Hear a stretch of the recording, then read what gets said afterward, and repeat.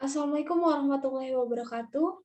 Perkenalkan, nama saya Lala Indrawati dengan NIM 1930102040004, Prodi Pendidikan Pancasila dan Kewarganegaraan, jurusan Pendidikan Ilmu Pengetahuan Sosial Universitas Palangkaraya. Di sini saya akan mempraktekkan mata kuliah Micro Teaching dengan dosen pengampu Pak Sakman SPD MPD. Selamat menyaksikan.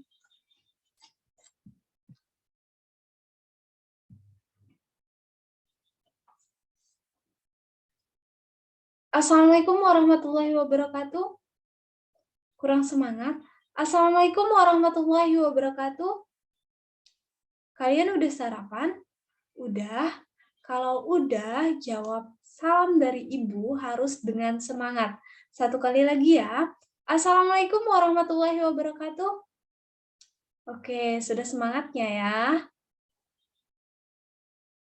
Selamat pagi anakku sekalian. Bagaimana kabarnya hari ini? Alhamdulillah sehat semuanya ya. Baik, sebelum memulai pembelajaran pada pagi hari ini, alangkah lebih baiknya kita awali dengan berdoa terlebih dahulu. Berdoa dengan harapan pembelajaran kita pada pagi hari ini berjalan dengan lancar dan mendapatkan ridho dari Allah Subhanahu wa Ta'ala. Berdoa menurut kepercayaan masing-masing, berdoa dimulai. Berdoa selesai.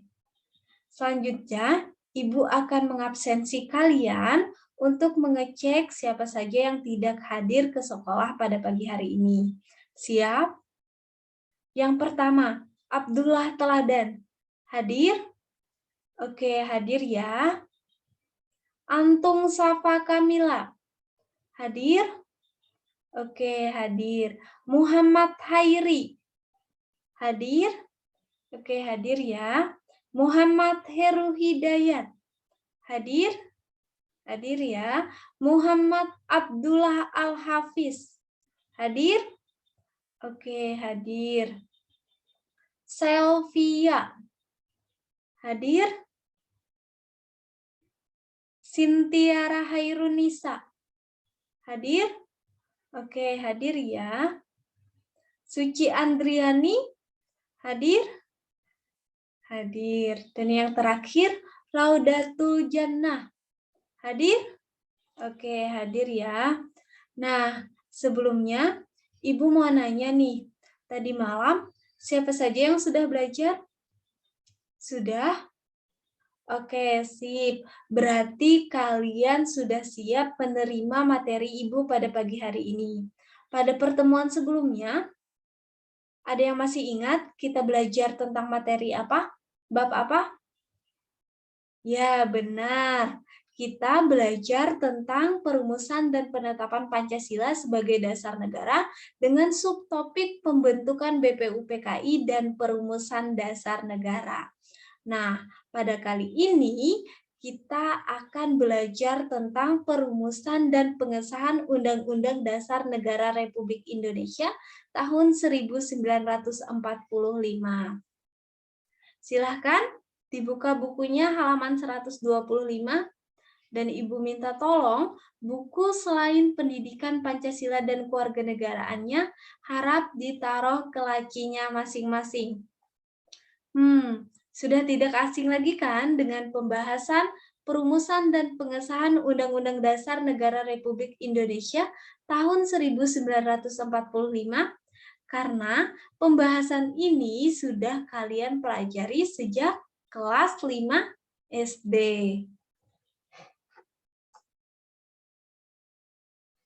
Adapun tujuan pembelajaran kali ini diharapkan nanti anak-anakku sekalian dapat memahami sejarah perumusan dan pengesahan Undang-Undang Dasar Negara Republik Indonesia tahun 1945.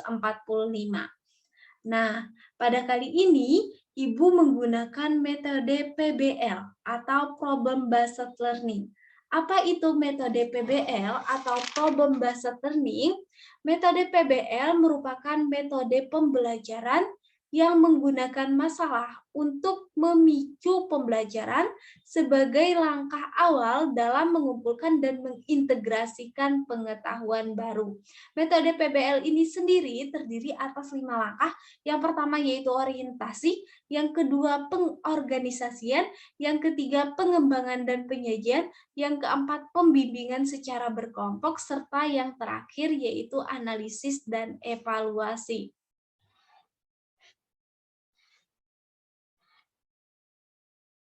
Anak-anakku sekalian, perlu kalian ketahui bahwa dalam perumusan dan penetapan Pancasila sebagai dasar negara, ada yang namanya konstitusi.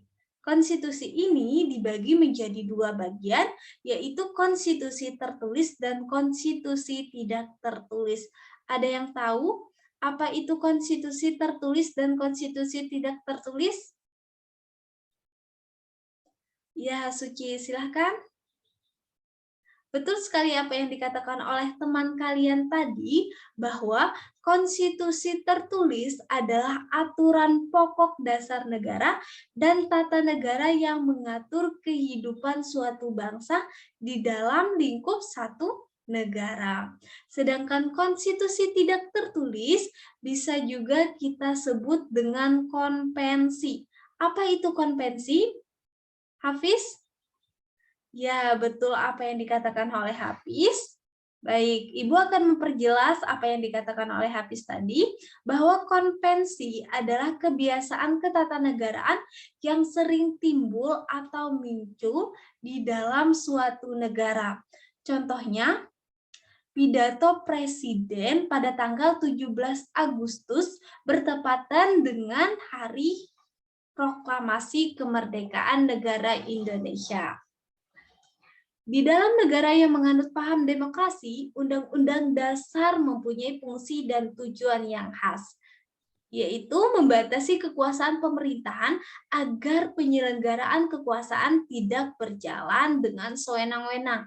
Dengan demikian, hak-hak warga negara akan lebih terlindungi.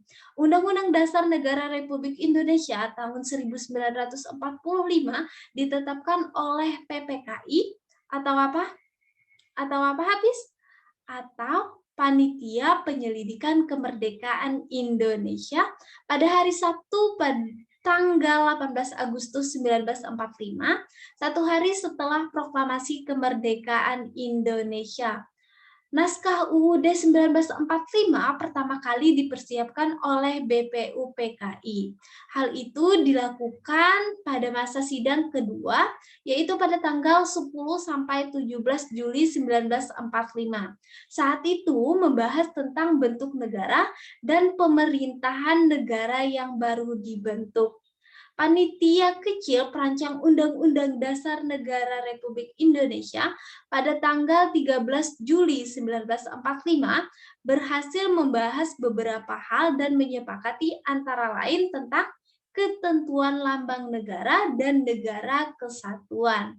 Dalam persidangan PPKI pada tanggal 18 Agustus 1945 dihasilkan beberapa keputusan. Yang pertama yaitu mengesahkan UUD 1945, yang kedua menetapkan Insinyur Soekarno sebagai presiden dan Dr. Andes Muhammad Hatta sebagai wakil presiden, serta yang ketiga yaitu membentuk KNIP atau apa? Antum? Ya, atau Komite Nasional Indonesia Pusat. Adapun 4 perubahan pada rumusan pembukaan Undang-Undang Dasar, Naskah Piagam Jakarta, dan Rancangan Batang Tubuh Undang-Undang hasil sidang kedua. Yang pertama yaitu kata muqaddimah diganti menjadi kata pembukaan. Yang kedua, sila pertama yang berbunyi ketuhanan dengan kewajiban menjalankan syariat Islam bagi pemeluk-pemeluknya diganti dengan rumusan ketuhanan yang Maha Esa.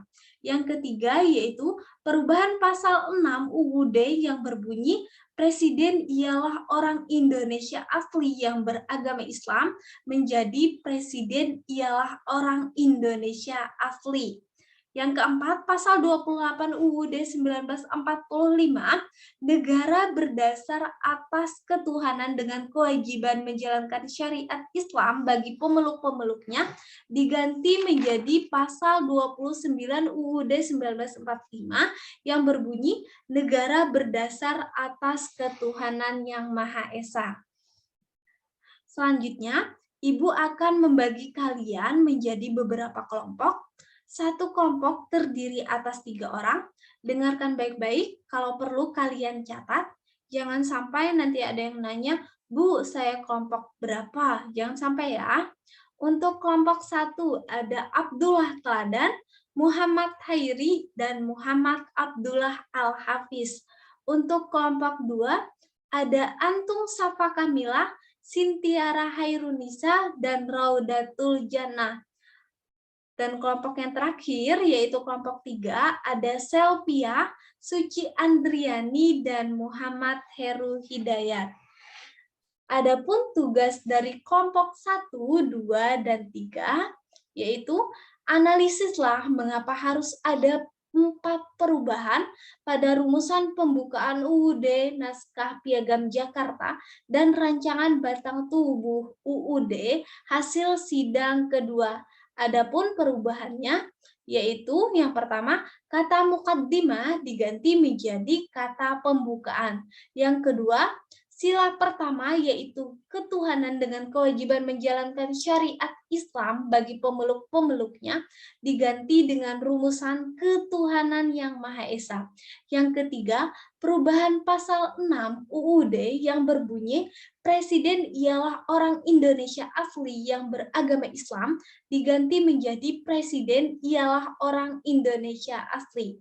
Yang keempat, pasal 28 UUD 1945 yang berbunyi negara berdasar atas ketuhanan dengan kewajiban menjalankan syariat Islam bagi pemeluk-pemeluknya diganti dengan pasal 29 UUD 1945 yang berbunyi negara berdasar atas ketuhanan yang Maha Esa.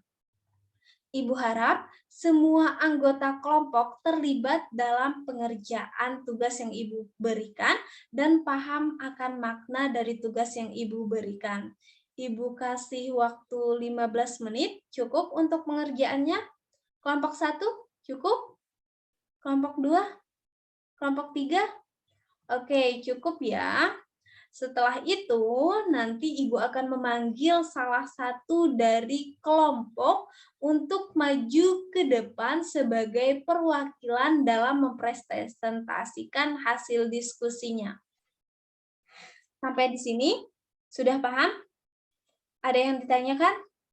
Oke, tidak ada ya. Berarti sekarang silahkan mulai diskusinya. Selamat mengerjakan.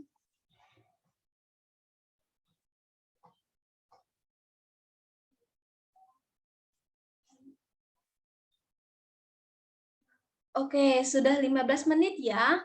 Waktu diskusi sudah selesai. Sekarang Ibu akan memanggil perwakilan dari kelompok masing-masing. Untuk kelompok 1, Muhammad Abdullah Al-Hafiz, silahkan maju ke depan untuk menjelaskan soal yang telah Ibu berikan. Oke, terima kasih untuk kelompok 1. Penjelasannya sangat memuaskan. Beri aplaus untuk kelompok 1. Kemudian kelompok 2, Antung Safa Kamila. Tolong jelaskan apa yang kalian diskusikan untuk memecahkan soal yang telah Ibu berikan. Oke, silahkan maju. Good job untuk kelompok 2. Beri aplaus untuk kelompok 2. Kelompok terakhir yaitu kelompok 3. Silahkan maju, Selvia. Oke, bagus sekali ya penjelasan dari kelompok 3. Beri aplaus untuk kelompok 3 dan kita semua. Oke, sampai di sini. Ada yang ditanyakan? Sintiara? Ada yang ditanyakan?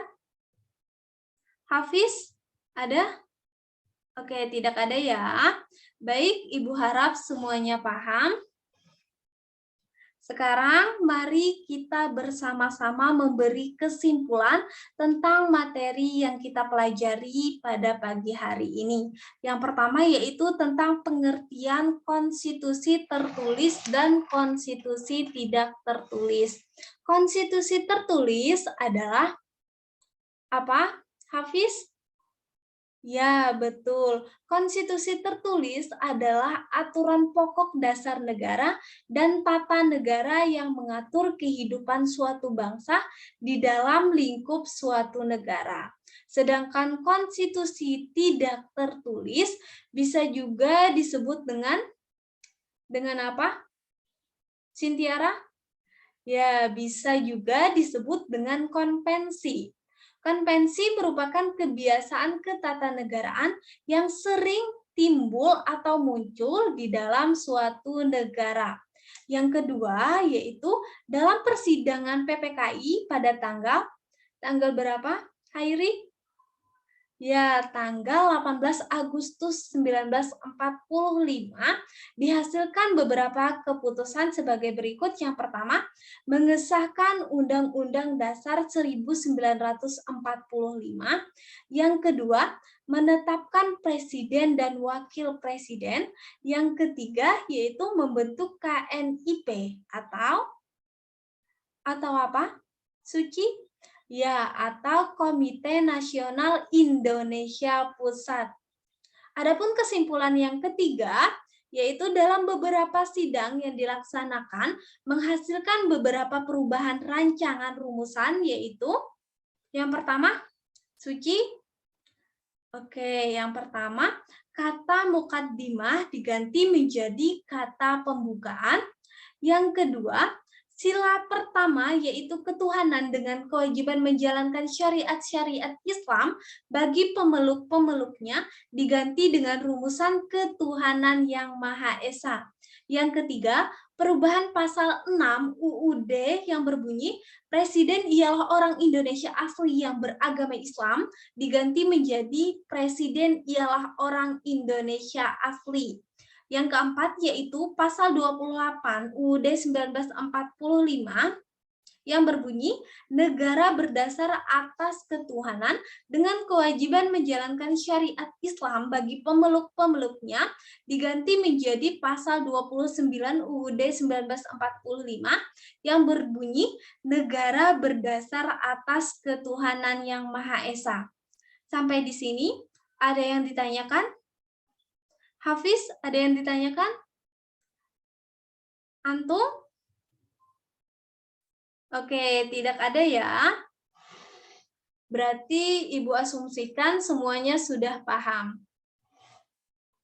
Selanjutnya, silahkan kalian buka buku paketnya halaman 129 sampai 135. Di sana ada tugas yang harus kalian kerjakan dan kumpulkan pada pertemuan berikutnya. Sudah? Oke, Ibu rasa cukup ya untuk pertemuan pada kali ini. Sebelum kita mengakhiri pembelajaran pada hari ini, alangkah lebih baiknya kita tutup dengan berdoa. Berdoa menurut kepercayaan masing-masing, berdoa dimulai. Berdoa selesai. Sekian dari Ibu, selalu semangat dalam belajar dan jangan lupa diiringi dengan doa. Dan satu lagi, jangan lupa jaga kesehatan. Apabila ada kesalahan, Ibu mohon maaf karena kesempurnaan hanya milik Allah Subhanahu wa taala. Wabillahi taufik wa hidayah. Wassalamualaikum warahmatullahi wabarakatuh.